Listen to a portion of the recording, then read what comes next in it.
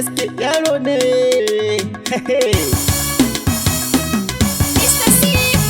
Haye yare nanaye, ga amarya ga ango sun yo zaune, ga Idrisa ga Fa'iza hakkunne, ga eske yaro na zo ranar daurin aure.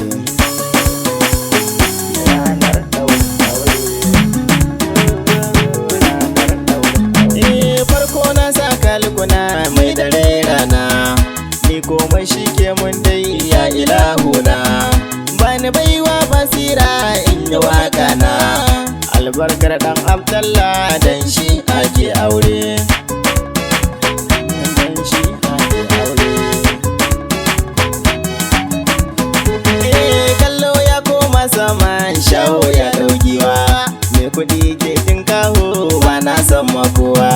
Fa'iza gode Allah kin samu garkuwa, mai kyau ga kyawun hali komai ba damuwa. To ki sani aure bauta ne karkin shagaltuwa, kin zama da ko kin zama da ko riga, kin zama da ko kin zama da ko hula.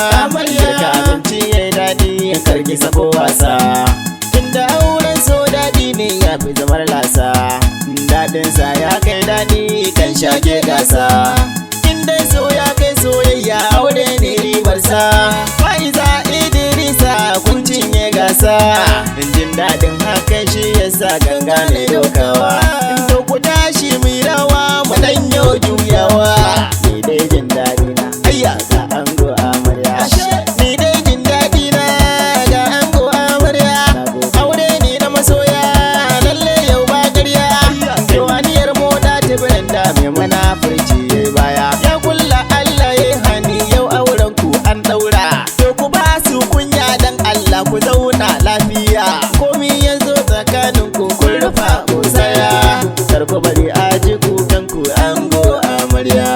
Alkawarin da ka dako kai dai sauke, ci da shafar tufafi wannan take. Koma daɗi ɗauka girka karki kushe, komi ya farko na shaida zai yo ƙarshe.